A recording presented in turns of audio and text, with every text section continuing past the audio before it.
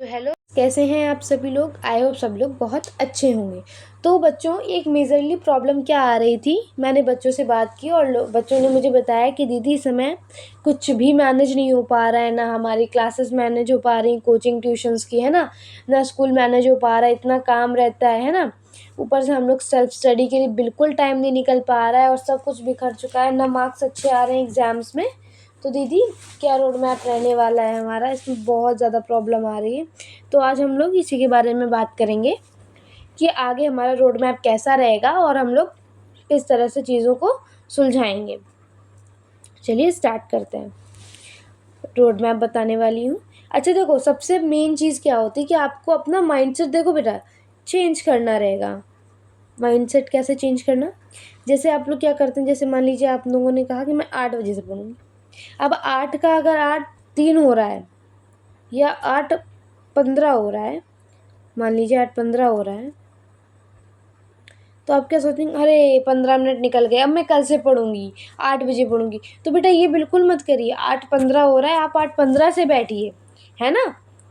8:15 से बैठिए, random timing choose करिए। प्रोक्रास्टिनेशन करना बंद कर दीजिए। प्रोक्रास्टिनेशन क्या होता है, टालना। आप चीज़ों को टालते हैं ना, अरे मन नहीं है, कल करेंगे, इतना टाइम हो गया है, अब कल से पढ़ेंगे। ये चीज़ आपको स्टॉप करनी होगी, वरना बेटा बहुत बड़ा लॉस लॉस हो जाएगा आपका, है ना। तो सबसे पहले क्या, अपने आप का माइंडसेट आपको स्ट्रॉन्ग करना पड़ेगा, चेंज करना पड़ेगा। नेक्स्ट, अच्छा ये बताइए कि आप सबको अपना फोकस टाइम पता है कि नहीं पता है। आप सबको अपना फोकस टाइम पता रहता है। जैसे कुछ बच्चे होते हैं जो सुबह पढ़ना पसंद करते हैं, प्रेफर करते हैं सुबह मॉर्निंग में, है ना। या कुछ बच्चे होते हैं शाम को, रात को पढ़ना पसंद करते हैं, या 8 बजे से 9 बजे के लगभग, है ना। या कोई बच्चा 6-7। तो ये आपका अपने हिसाब से प्रोडक्टिव आवर है और ये प्रोडक्टिव आवर आपके लिए बहुत ज़्यादा हेल्पफुल होने वाला है। अब आपको क्या करना है ना, आप जिस भी समय ज़्यादा प्रोडक्टिव रहते हैं उस समय आपको अपना वीकेस्ट सब्जेक्ट को लेना है, उठाना है।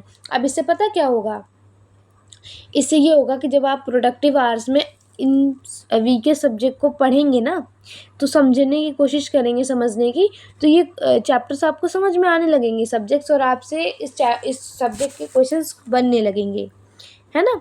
और जिसको अपना फोकस टाइम नहीं पड़ा बेटा, आप लोगों ने कभी अच्छे से पढ़ा ही नहीं। आप ऑनेस्टी एक बार पढ़ के तो देखिए, आपको अपने आप पता चल जाएगा। नेक्स्ट, अच्छा प्रॉब्लम आती है कि दीदी नोट्स और होमवर्क और असेसमेंट्स के लिए टाइम कहाँ से निकालें। तो देखो बेटा, इसके लिए अलग से कुछ टाइम नहीं निकलता। आप नोट्स का ही कर सकते हैं, होमवर्क का। ये देखो, क्या तो आप जैसे स्कूल से आते हैं, होमवर्क के लिए बता रही हूँ मैं, कि जैसे आप स्कूल से आते हैं तो आप स्कूल से आने के बाद ड्रेस मत चेंज करिए, आधा 1 घंटा लगा करके तुरंत बैठिए, होमवर्क कंप्लीट कर लीजिए।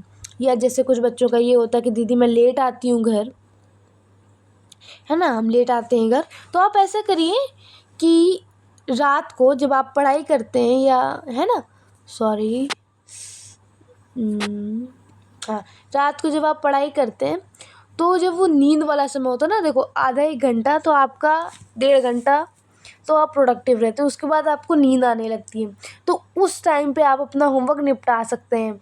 और असेसमेंट्स के लिए भी, प्रोजेक्ट वर्क के लिए भी वही रात वाला टाइम ही उस प्रेफर करिएगा।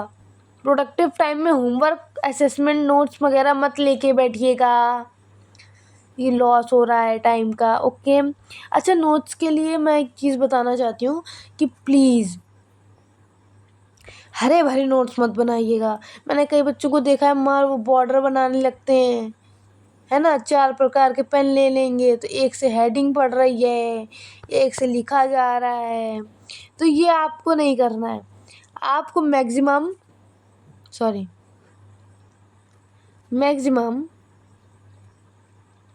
2 पेन्स रखने हैं। आपने एक चैप्टर डाल दिया, बस। अब आप अपनी राइटिंग में, अब उसको सजाना नहीं है, घंटा की आप रच रच के लिख रहे हैं। आप चैप्टर को पढ़ते जा रहे हैं, समझते जा रहे हैं, साथ साथ लिखते जा रहे हैं। आपको टाइम को वेस्ट नहीं करना है कि आप पहले पढ़ेंगे फिर बाद में लिखेंगे ना, समझते जा रहे हैं आप। अब मान लीजिए आप कोई लाइव क्लास देख रहे हैं, तो आप टीचर समझा रहा है तो आपने समझा और उसको साथ में अपनी कॉपी में नोट डाउन कर लिया, then this is the notes, है ना। अब आपको अलग से टाइम देने की ज़रूरत नहीं है। ओके, और प्रेफर करिएगा कि आप अपने खुद के नोट्स बनाएं। ओके, आप अपने खुद के नोट्स बनाएं। क्यों? क्योंकि देखो बेटा, नोट्स सबके लिए अलग अलग होते हैं। आपके लिए दूसरे के नोट्स ज़्यादा अच्छे नहीं रहेंगे। क्यों? क्योंकि नोट्स होते हैं खुद के समझने के लिए। अब जो दूसरा बंदा बनाएगा वो अपने समझने के लिए बनाएगा, ना कि आपके समझने के लिए। तो आपके खुद के नोट्स आपके लिए ज़्यादा इफेक्टिव रहने वाले हैं। उसके बाद क्या आप लोग क्या गलती करते हैं कि स्केड्यूल्स टाइम टेबल बनाने लगते हैं, है ना। जैसे मैंने बहुत बच्चों को देखा है कि वो क्या करते हैं, टाइम टेबल बनाते हैं कि मैं इतने बजे से इतने बजे तक ये करूँगा, वो करूँगा, है ना। इतने बजे से मैं साइंस पढ़ूँगा और इतने बजे से मैं मैथ्स पढ़ूँगा, इतने बजे खाऊँगा, इतने बजे उठूँगा। तो ये सब बकवास चीज़ें हैं। ये टाइम टेबल आप कभी फॉलो नहीं कर सकते और ना कभी आपसे हुआ, ये आपको खुद पता है। क्योंकि ये यूनिवर्स की सबसे बेकार चीज़ है। आप शेड्यूल और टाइम टेबल बनाने की जगह पता है टारगेट्स बनाइए। टारगेट्स कैसे? देखो, जैसे एक डायरी है, मैं आज भी मैं इस टेक्निक को फॉलो करती हूँ। क्या करती हूँ, जैसे मेरे पास एक पेज है, ओके, तो हम लिख लेते हैं कि आज हमें ये काम करना है। ठीक, कि आज मुझे बच्चों का क्लास रिकॉर्ड करनी है ना, आज मुझे ये पढ़ना है, इस बारे में वीडियो रिकॉर्ड करनी है, इस बारे में ये काम करना है, ये चीज़ करना है, वो चीज़ करना है ना। और जब होता जाता ना तो साइड में मैं ऐसे बॉक्स बना के रखती हूँ। तो जो काम हो जाता है उसको मैं टिक कर देती हूँ, जो नहीं हो पाता उसको क्रॉस कर देती हूँ, है ना। तो इससे क्या होता है, आपको पता चलता रहता। अच्छा, अगर दीदी टारगेट्स कंप्लीट नहीं हुए तो क्या करें? देखो, ये मोमेंट होता है। अब मैंने टिक क्रॉस के लिए इसलिए बताया आपको ताकि इससे आपका कॉन्फिडेंस बिल्ड होगा कि आपने इतने टास्क कर लिए।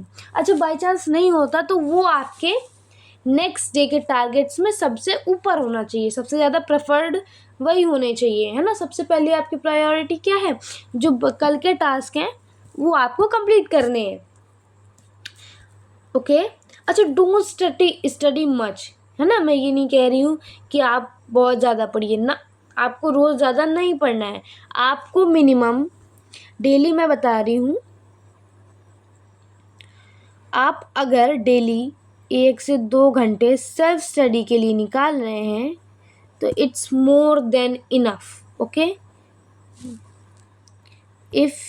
मैं फिर से बोल रही हूँ, अगर आप 1 से 2 आवर्स की सेल्फ स्टडी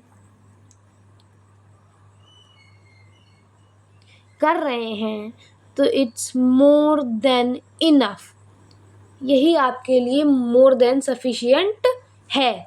आपको ज़्यादा पढ़ने की ज़रूरत नहीं है। अच्छा, एडिशनली मैं ये बताना चाहूँगी आपको कि देखो बेटा, अगर जैसे क्या है ना कि आपको ना क्या कहते हैं कि मैथ्स बहुत ज़्यादा गलत होती है ना, कैलकुलेशन मिस्टेक्स हो जाती हैं, तो आप क्या करिए, 10 रुपए की बिल्कुल पतली सी नोटबुक बना लीजिए। उसमें आप अपनी सारी मिस्टेक करिए कि इस क्वेश्चन में हमने ये किया था, ये गलत हो गया, इसका सही ये है।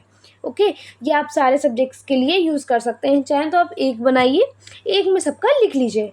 अच्छा, आप जैसे क्या है कि प्रॉब्लम ये है कि दीदी अब टाइम बहुत कम है, तो हमें कौन से चैप्टर्स को ज़्यादा प्रेफर करना चाहिए। तो देखो, इसके लिए मैं पहले ही वीडियो बना चुकी हूँ जिसमें मैंने बता रखा है कि कौन से रेड जोन और ग्रीन जोन और येलो जोन के चैप्टर्स हैं, यानी कौन ज़्यादा इम्पॉर्टेंट है, ज़्यादा वेटेज के आते हैं, कम वेटेज के, है ना। तो आप उससे लेकर पढ़ सकते हैं। ओके, और अगर आपको कोई और इन्फॉर्मेशन चाहिए मुझसे तो प्लीज़ कमेंट करिएगा।